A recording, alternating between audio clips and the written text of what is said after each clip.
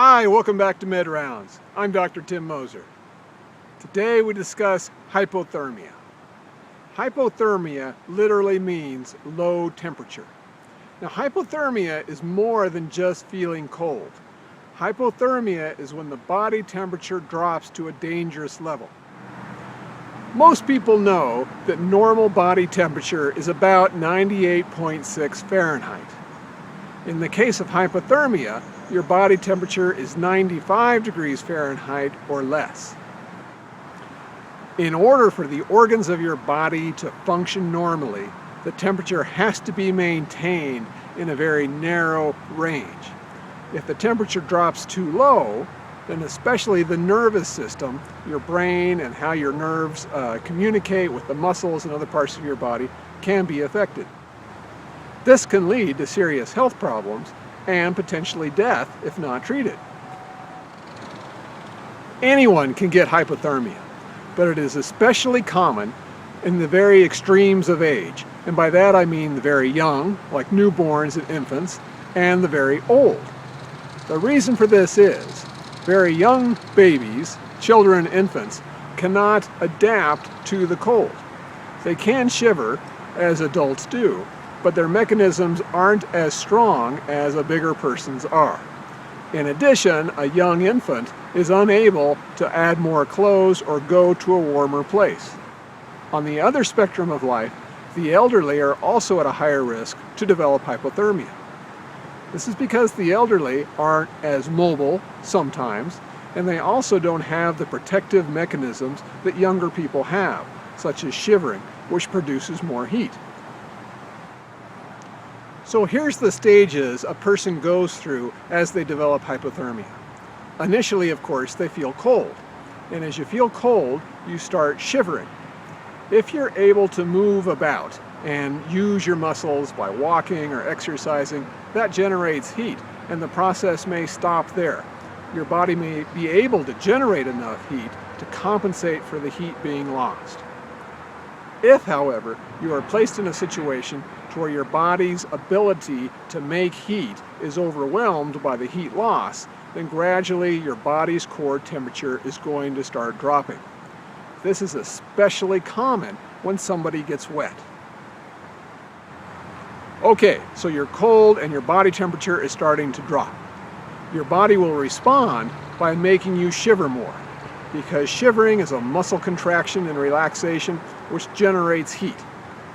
Some people, as their body temperature starts to fall, start shivering uncontrollably, with the body's defenses being on full alert, trying to generate more heat and prevent further loss of your body temperature. As your body temperature drops, the nervous system, including your brain, just doesn't work as well.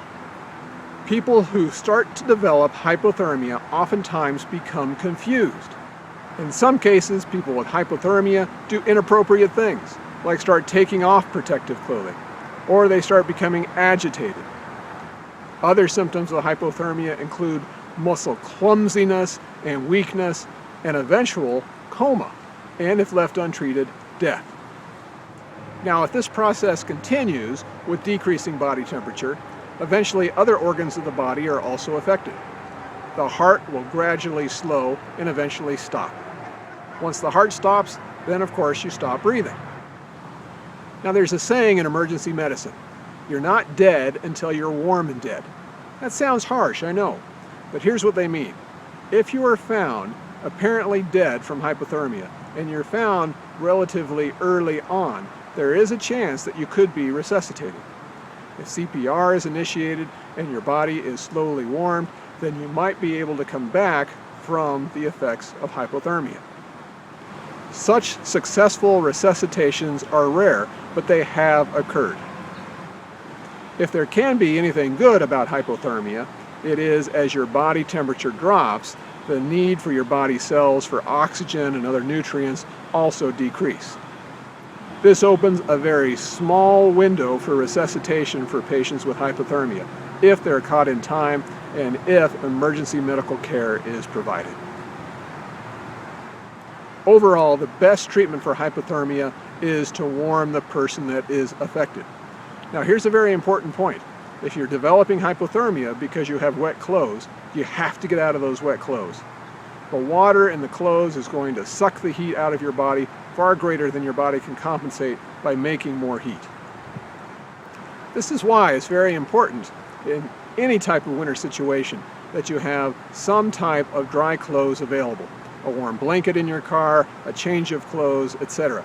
That way if disaster strikes, you can get out of those wet clothes, get covered up with a blanket, hopefully find shelter, and get your body temperature to rise and be maintained in that normal level. Part of the treatment for hypothermia might be to drink warm fluids if the person is able to do so. However, alcohol should be avoided. I know alcohol can make you feel warm inside, but it actually can speed the loss of heat because it makes the blood vessels in your skin dilate, further increasing the rate of heat loss. This has been Dr. Tim Moser with MedRounds, wishing you the best in health and prosperity. Until we meet again, take care.